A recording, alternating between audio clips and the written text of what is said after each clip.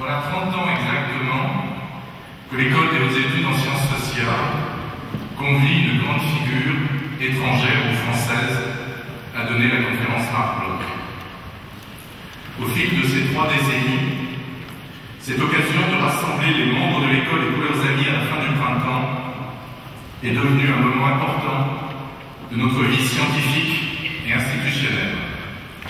C'est pour nous la manière privilégiée d'honorer un collègue et un savant, de saluer ses contributions au progrès de la connaissance et de rappeler, en fidélité à la vie et à l'œuvre de Marc Bloch, les valeurs morales qui se confondent avec les exigences intellectuelles des sciences humaines et sociales. Il était donc tout naturel, cher Claude Lefort, que pour cette 31e conférence Marc Bloch, le choix de Daniel Hervieux-Léger, qui m'a précédé à la présidence de l'école, se fut porté sur vous. Ce choix d'évidence, je ne me donnerai pas le ridicule de le gloser en rappelant les très nombreux titres que vous avez à assumer ce soir cette charge. Je dirais simplement la fierté que nous éprouvons tous de ce que vous ayez voulu naguère, quelques années après avoir publié votre maître livre sur Machiavel, rejoindre l'école, le centre d'études transdisciplinaires, puis le centre de recherche politique Raymond Aron. Vous nous y avez donné nombre de vos principaux écrits. Vous nous aidez à penser les bouleversements du XXe siècle et ceux à venir du XXIe siècle, de l'invention démocratique aux formes de l'histoire, de vos essais sur le politique à ceux sur le temps présent, pour n'en retenir que quelques-uns. Fragilité et fécondité des démocraties, le sujet que vous avez choisi d'évoquer retient notre attention de chercheurs et de citoyens. Il parcourt votre œuvre, dont il constitue assurément l'un des principaux apports et l'un des ressorts les plus féconds, avec la belle audace et la constance qui ont toujours accompagné chez vous l'exigence de penser, quitte à bousculer allègrement l'ordre intellectuel établi. Vous avez entrepris en philosophe du politique de penser tout ensemble les rapports et les tensions entre totalitarisme et démocratie dans nos sociétés contemporaines. Tous deux ont partie liée. Le totalitarisme n'est pas une aberration, une résurgence des despotismes du passé, mais bien l'ombre même de la démocratie. Dans des pages célèbres, vous analysez le projet totalitaire d'une incorporation holiste du social, sans possibilité aucune de division, de différence, de dissension. Il s'opère, écrivez-vous, une condensation entre la sphère du pouvoir, la sphère de la loi et la sphère du savoir. Et dans ce dispositif condensé, société et État se confondent, il n'est pas de transcendance possible, l'ordre en place s'affirme dans sa plénitude, sa totalité, son unicité. Et ce faisant, il détruit les fondements même du vivre ensemble qui présupposent différenciation et ouverture.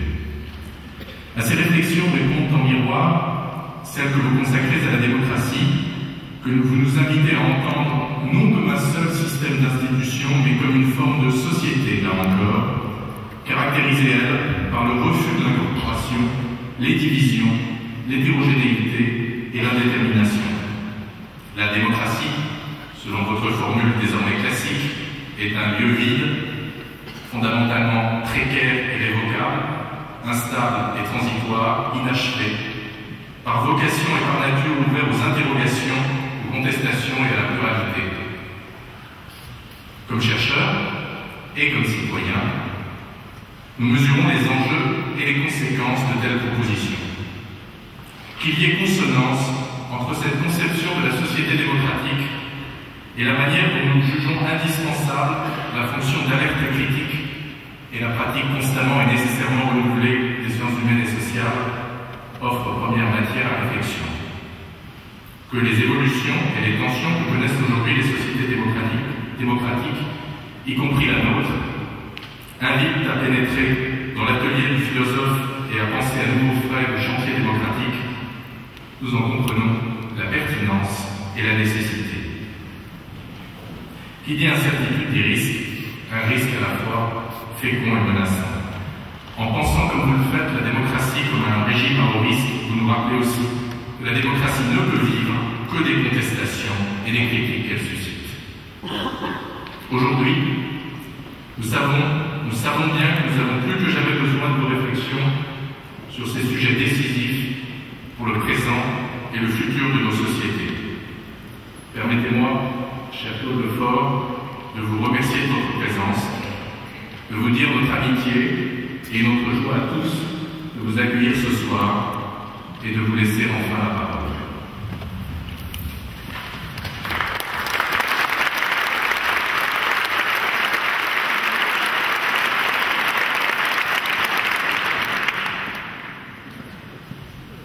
Monsieur le Président, je vous remercie de votre si généreuse présentation. Mesdames, Messieurs, j'ai pleinement conscience de l'honneur qui m'est fait à présent, mais en doute que cette conférence solennelle soit conçue dans le cadre d'un hommage à Marc Bloch, mais deux particulièrement. Mon frère, Bernard Lefort, qui devait devenir un journaliste célèbre à partir de la Libération, fut avant la guerre un élève de Marc Bloch, à la Sorbonne. Non seulement il eut le sentiment d'une révélation en entendant Marc Bloch, du même ordre que celle que j'ai connue plus tard, quand je fus l'élève du maire de Ponty, beaucoup plus tard, mais il noua une relation personnelle avec Marc Bloch, et il n'y a pas encore longtemps, j'ai retrouvé des lettres qui témoignaient de l'affection que Bloch portait à son élève. M'étant décidé à vous proposer une réflexion sur la démocratie, je me suis souvenu d'une référence précisément que j'avais faite à Marc Bloch il y a quelques années. C'était dans un petit essai sur les villes européennes, à l'intention de la revue Esprit, et je faisais ressortir la singularité d'une forme nouvelle de société et d'un nouveau type d'homme. Marc Bloch, en effet, dans l'un des derniers chapitres de ce livre magnifique qu'est La société féodale, Marc Bloch observe que surgit, dès le XIe siècle, un terme neuf, le bourgeois, pour désigner un nouveau type d'homme, dit-il, soit un marchand, un artisan, qui se distingue par sa capacité d'initiative, par sa liberté de mouvement.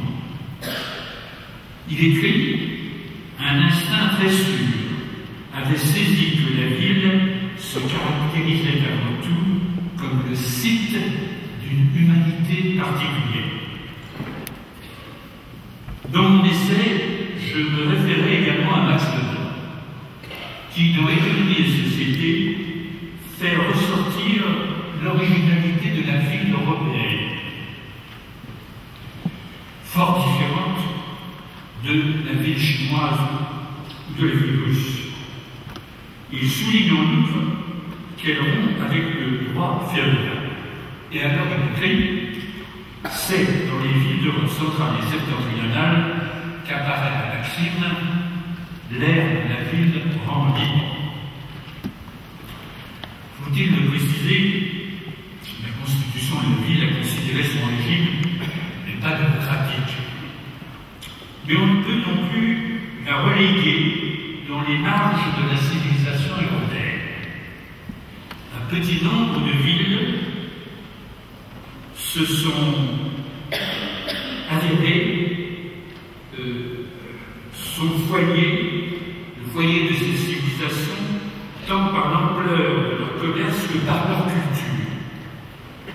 Successivement, Bruges, Anvers, Amsterdam ont été des centres d'un commerce international et aussi d'une culture européenne. Dans le sud de l'Europe, Venise et Florence furent les grands foyers de la modernité. Florence, sans doute, à la différence de Venise, dont le gouvernement fut très tôt capté par quelques grandes familles, Florence devint à la fin du XIVe siècle le théâtre de conflits sociaux, notamment d'une révolte ouvrière, les ouvriers de la laine, les chauves, qui incita le gouvernement à faire droit pendant un temps à des oppositions politiques et à des libertés publiques sans précédent. L'événement eut pour effet d'ouvrir la cité à une population jusqu'alors tenue à distance. Sous l'effet de l'immigration, une masse de nouveaux citoyens, les novicides, suscita une mobilité sociale ailleurs inconnue. Ce n'est pas un hasard si dans une telle conjoncture, Machiavel trouva la ressource d'une analyse, la première analyse de la division sociale, d'un conflit qui, en tout régime, oppose le peuple et les grands. J'ajoute qu'il est aussi significatif que ce soit à Amsterdam, alors qu'elle est devenue une capitale européenne, que Spinoza défend la démocratie, et d'ailleurs qu'il mentionne élogieusement Machiavel dans son traité théologico-politique. Certes, les idées égalitaires, comme l'a observé Boublé, un fondateur de notre sociologie, font leur apparition dans le monde de la ville. Mais plus significatif me paraît la formation d'un milieu dans lequel chacun, quel que soit son rang, est susceptible de rencontrer chacun, où tous se côtoient. Cette remarque me rappelle l'image que Jacques Le Goff donnait du citadin à l'ère des Dédains. Quoi de commun entre le mendiant, le bourgeois, le chanoine, la prostituée? Tous citoyens, demande-t-il. Les uns et les autres ne peuvent s'ignorer. Ils se rencontrent, ils se côtoient. La prostituée avec le mendiant, le chanoine tout autant. Les uns et les autres sont à chaque moment en contact. Le côtoiement, peut-être ce terme, indique-t-il au mieux le caractère du milieu urbain, et en tout cas, il fait déjà reconnaître la spécificité de la démocratie, l'instauration d'un espace public. La démocratie, nous sommes enclins à la voir soudainement surgir en Amérique. Mais il faut observer qu'elle fut le foyer de multiples violences et de conflits là-bas, avec la mob, et entre la mob, je veux dire, la population et les autorités, et qu'elle fut plus largement le théâtre d'un débat dans les années qui précédèrent l'indépendance.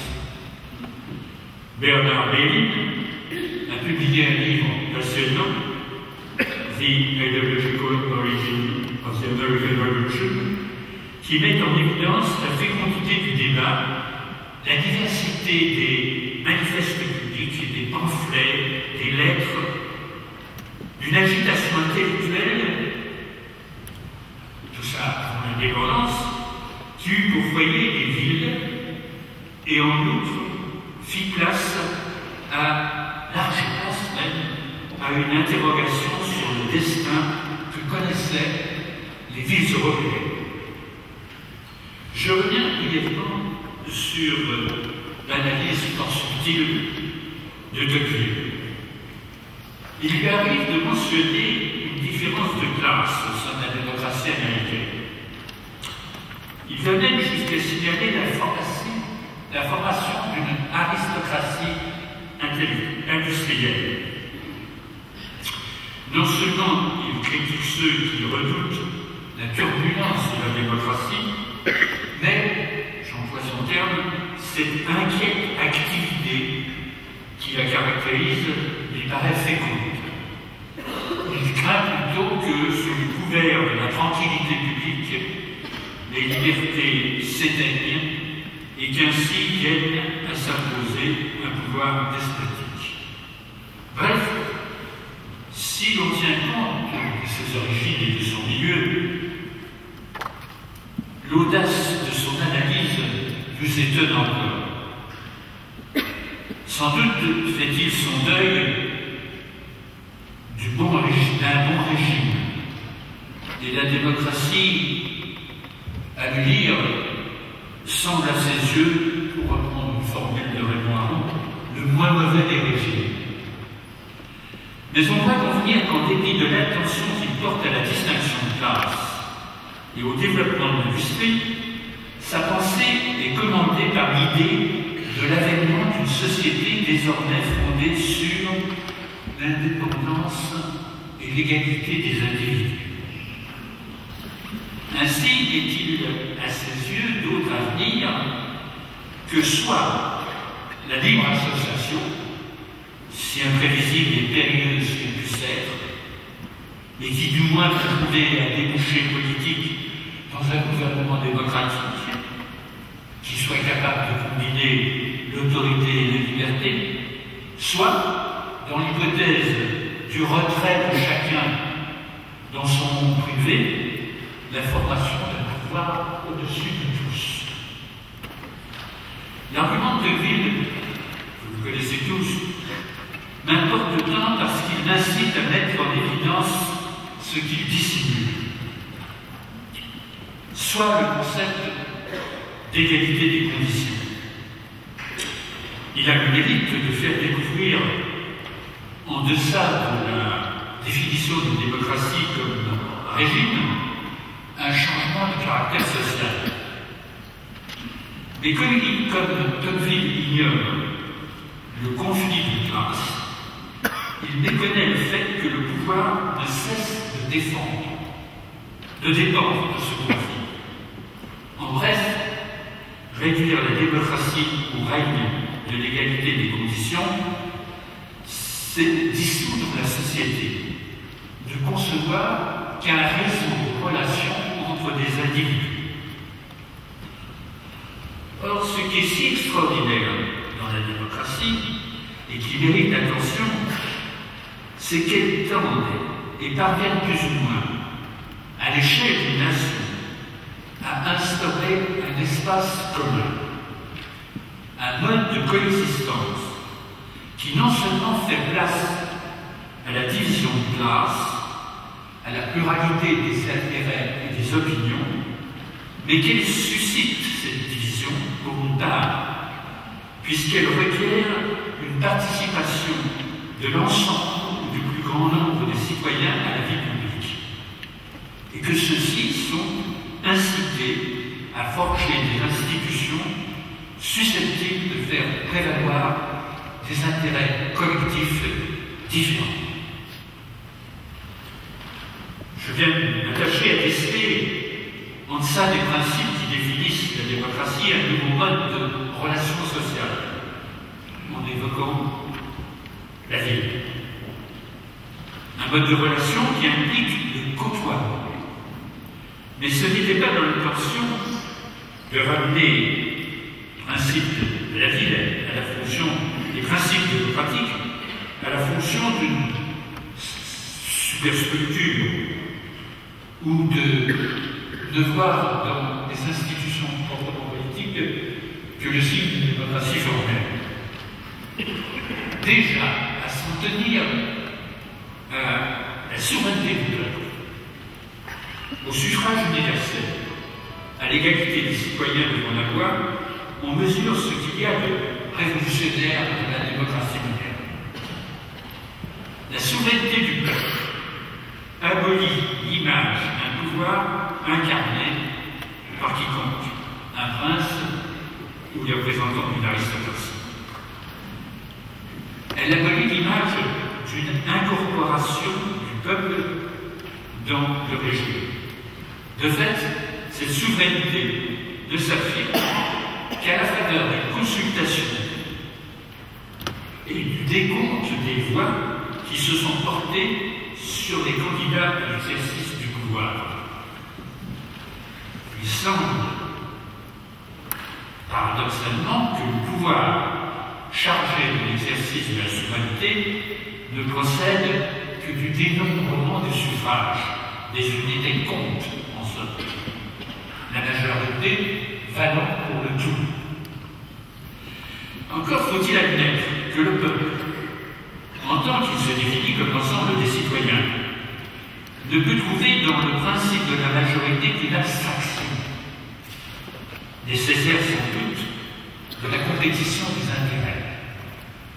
La vertu du suffrage universel se révèle en revanche à constater, d'une part, qu'elle implique une mobilisation périodique de la masse des citoyens et qu'elle stimule les interventions des groupements, partis, syndicats d'intérêt, qu'elle procure l'occasion d'un débat public, d'une ample diffusion d'informations grâce à la liberté de la presse.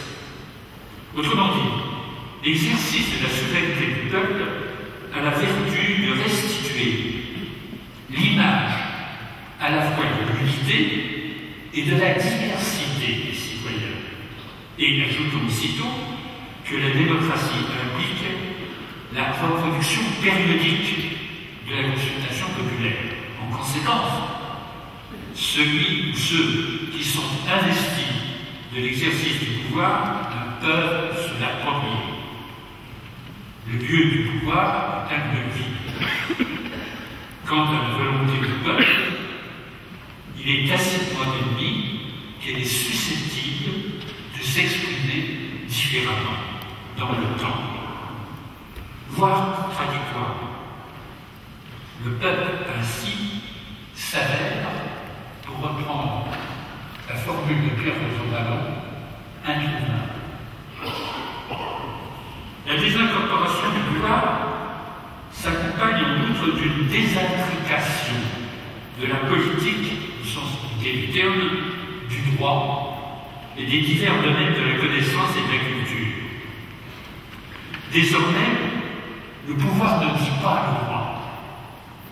Pas davantage ne fixe-t-il des bornes à l'exercice de la connaissance. Ainsi s'ouvre la possibilité de la définition de nouveaux droits sous l'effet des changements qui affectent la vie sociale, sous l'effet des revendications de catégories de citoyens qui cherchent à faire reconnaître la légitimité de leurs aspirations. De même, s'ouvre la possibilité d'une diffusion des connaissances et celle d'un libre examen des présupposés sur lesquels se sont fondées pendant un temps des théories ou des interprétations communément admises.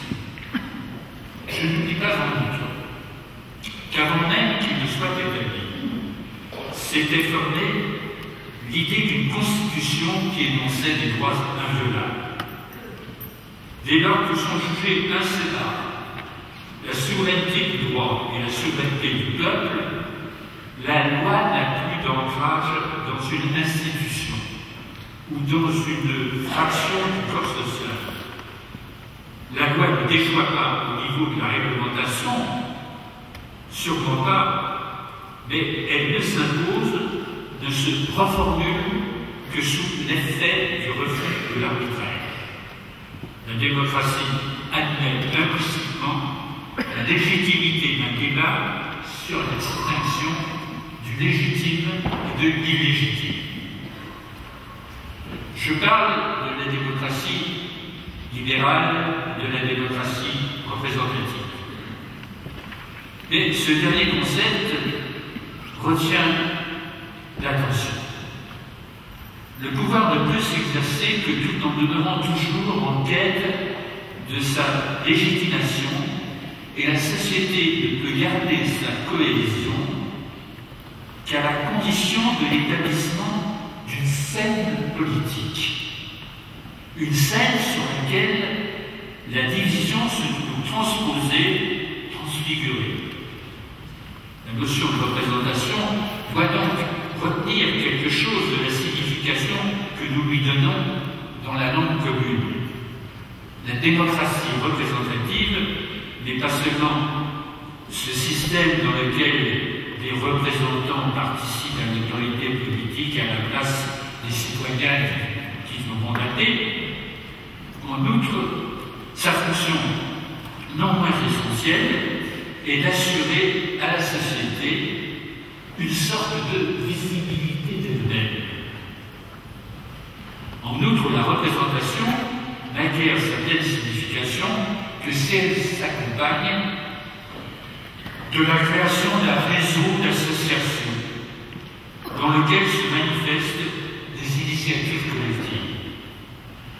La représentation purement politique, si indispensable qu'elle soit, ne constitue qu'un des moyens par lesquels les groupes sociaux réussissent à donner une expression publique à leurs intérêts et à leurs aspirations, réussissent à prendre conscience de leurs forces et de leurs chances relatives au sein de l'ensemble social. Ainsi, ne faut-il pas négliger qu'il y a souvent, du fait de la défaillance du Parlement, ou en concurrence avec lui, des syndicats, des associations, des mouvements sociaux spontanés qui exercent une fonction de représentation, même si celle-ci n'est pas publiquement connue. Voilà qui incite à réexaminer le concept de participation. La participation à son premier degré implique le sentiment qu'ont les citoyens d'être concernés par le jeu politique au lieu d'avoir à subir des mesures qui décident de leur sort. Le sentiment d'être pris en compte dans le débat politique. Participer, c'est d'abord le sentiment d'avoir droit à avoir le droit, selon la très belle formule de Hannah Arendt.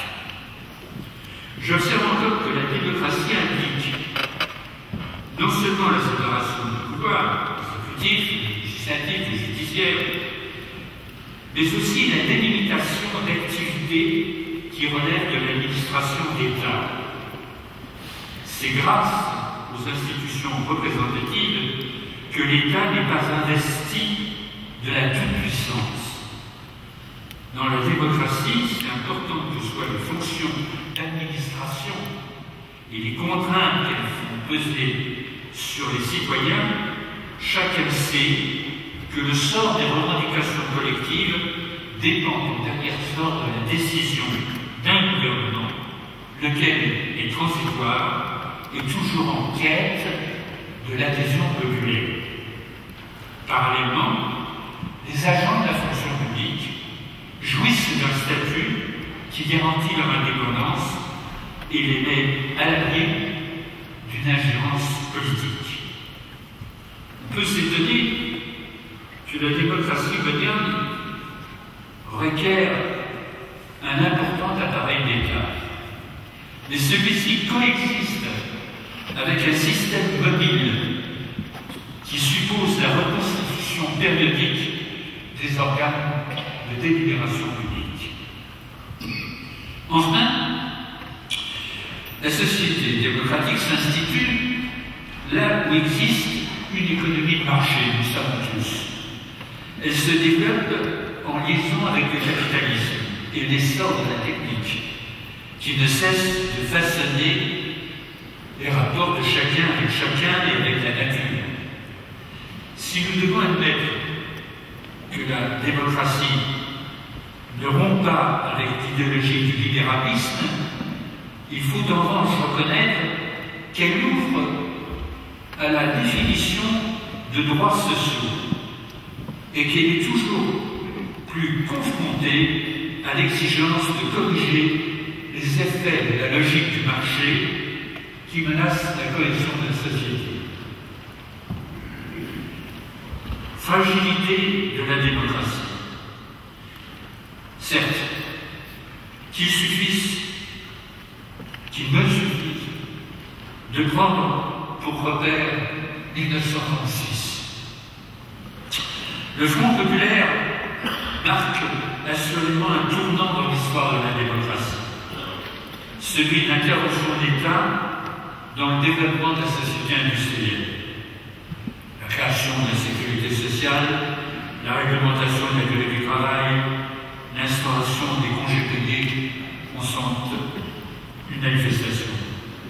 Aux États-Unis, d'ailleurs, 2 ans plus tôt, Roosevelt avait inauguré l'ère du New Deal et il s'était heurté à une violente opposition, mais avait réussi, même là, à faire admettre une réforme qui se réclamait du libéralisme habilement, alors même qu'elle était en opposition avec l'idéologie officielle. La France, au début des années 30, a vu naître de violentes oppositions au régime démocratique. Il faut s'en souvenir. Les Croix-de-Feu, notamment, tout en se réclamant d'une idéologie purement nationaliste, avaient tenté d'attaquer le Parlement. L'époque en outre a vu l'essor de différents groupes fascistes ou fascisants. On se souvient du nom de Doriot ou de Marcel Guérin. À l'époque, la distinction des conditions de vie dans la bourgeoisie et dans le peuple était manifeste et génératrice de conflits sociaux. Mais si j'évoque cette époque, c'est parce qu'elle me donne l'occasion de rejoindre les analyses de Marc Bloch.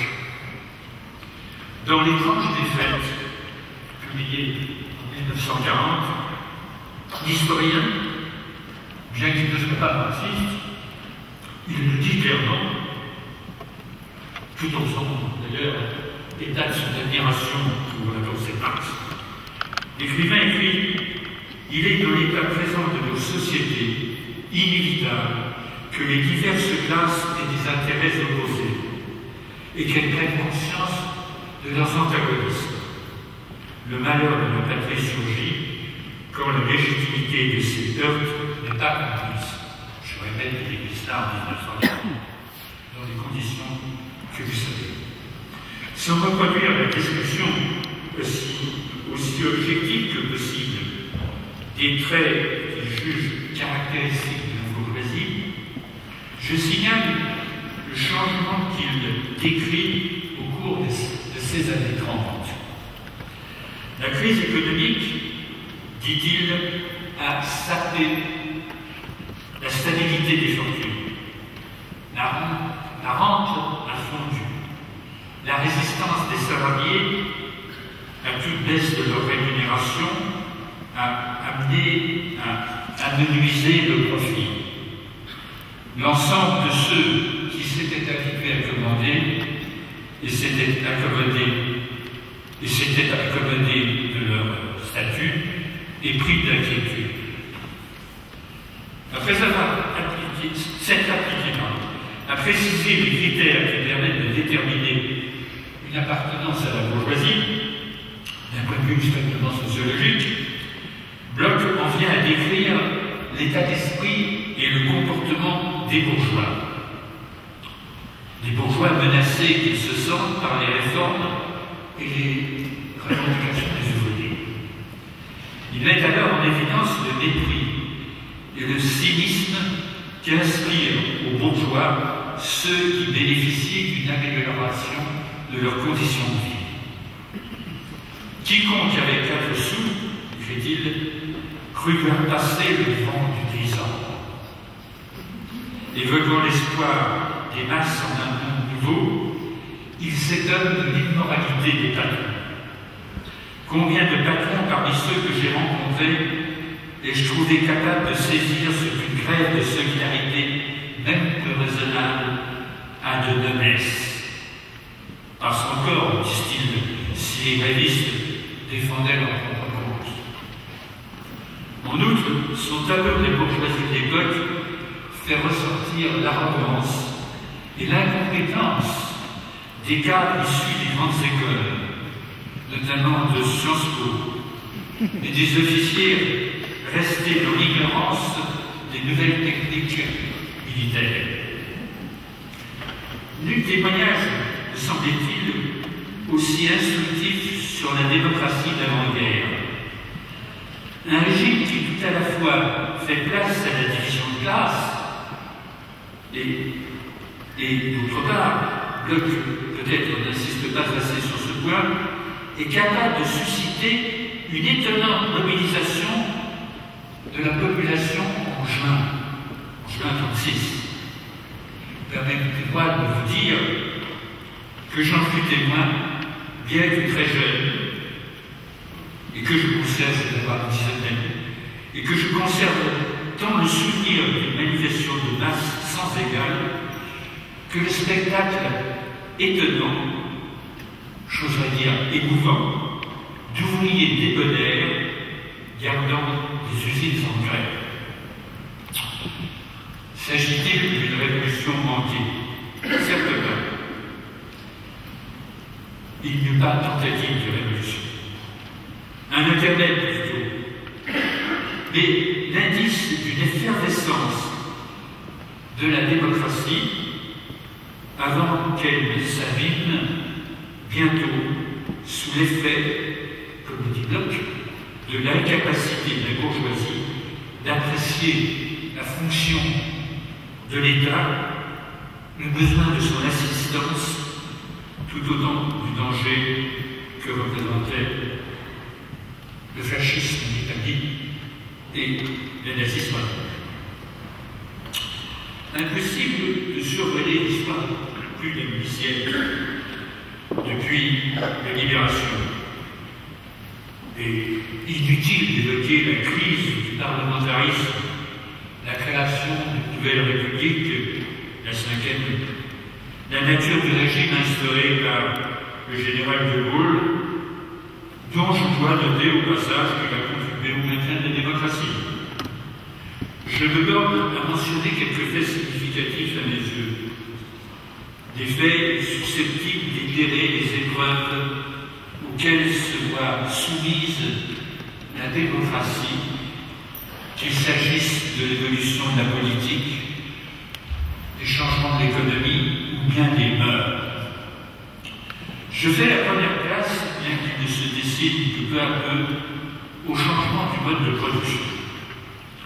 Sous l'effet des progrès de la technique, la grande industrie qui allait de pair avec la concentration de masse d'ouvriers dans les usines et qui réduisait le travail du plus grand nombre à l'exécution d'opérations qui n'impliquaient pas de formation professionnelle, voilà qui s'amenuise.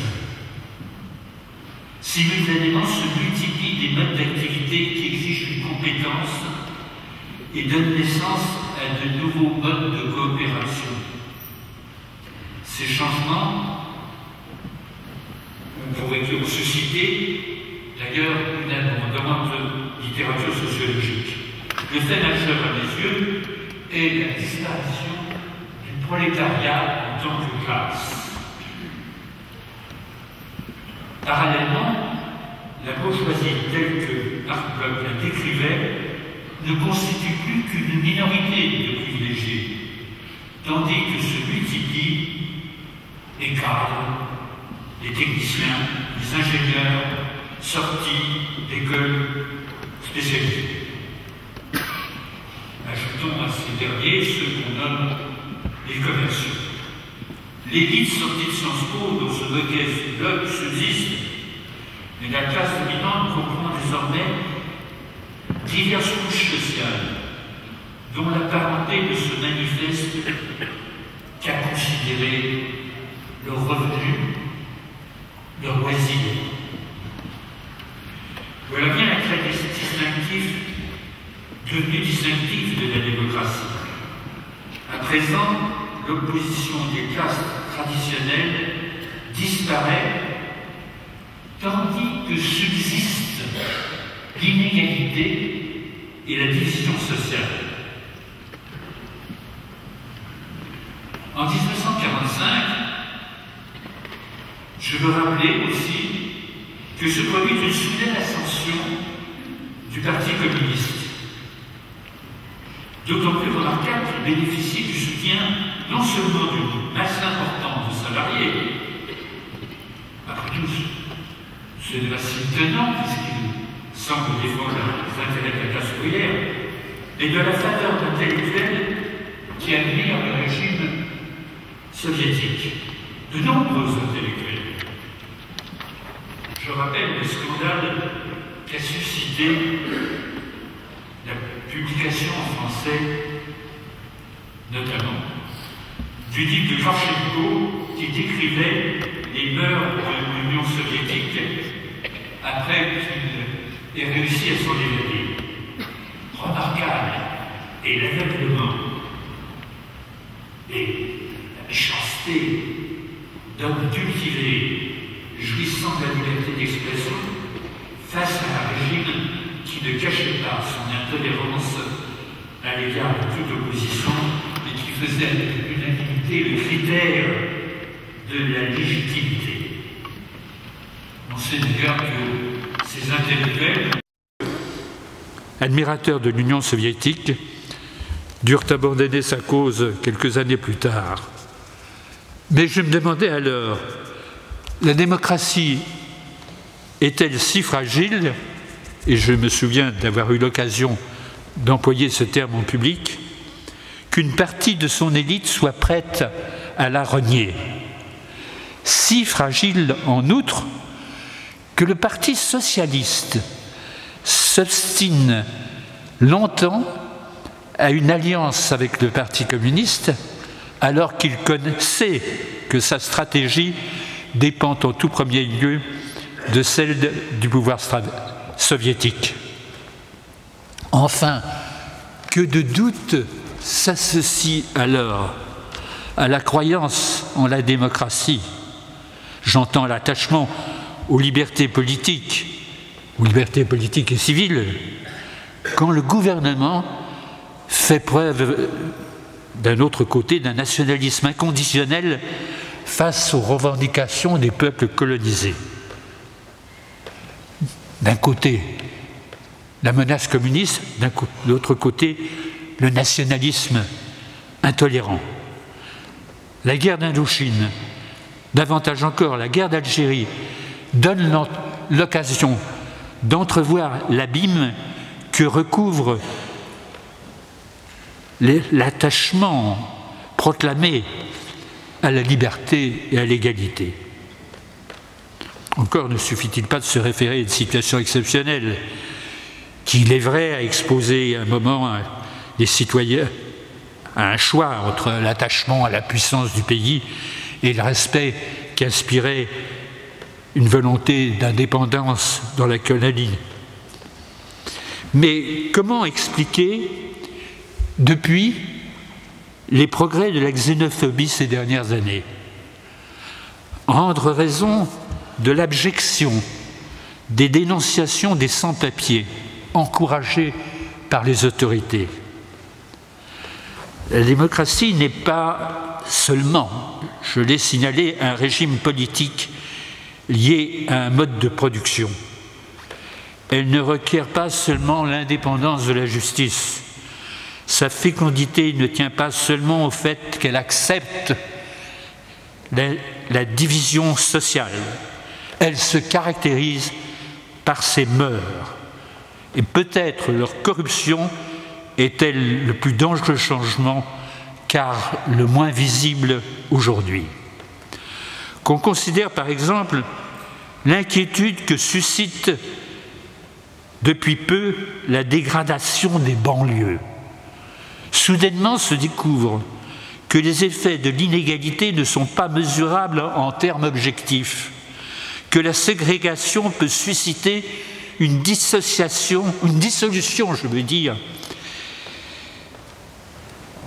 des repères de la sociabilité, une désinsertion qui va jusqu'à atteindre chez des jeunes l'usage de la langue et les catégories de l'entendement. C'est une nouvelle fragilité de la démocratie qu'on observe. Les menaces que comportait autrefois l'expansion du communisme, la lutte de classe, le nationalisme surtout, s'accompagnaient d'une sensibilité à l'histoire, de la croyance à une alternative.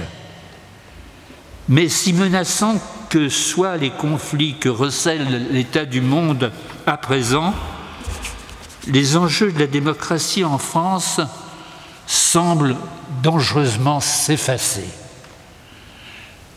Étrange conjoncture, à présent, me semble-t-il, dans laquelle d'un côté s'accroissent les inégalités, voire la ségrégation des plus démunis, et de l'autre s'exhibe l'autorité d'un chef d'État qui, grâce à l'appui d'un parti monolithique, prétend introduire le pouvoir de l'administration dans des domaines par excellence indépendants, l'université, la justice, le monde de l'hôpital.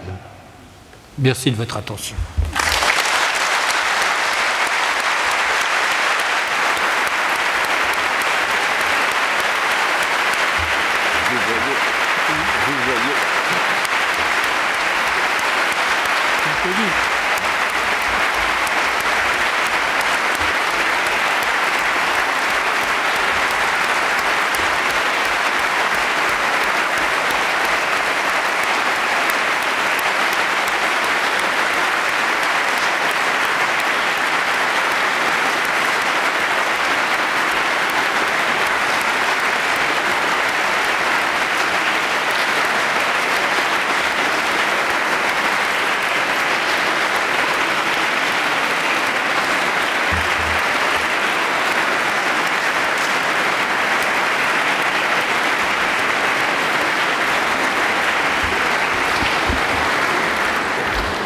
Merci, cher Claude Lefort, de cette conférence marquée par l'audace de penser, la liberté de parole qui caractérise tous vos écrits. Je pense que nous serons tous heureux de nous retrouver autour de vous dans les salons du premier étage dans quelques instants. Merci encore.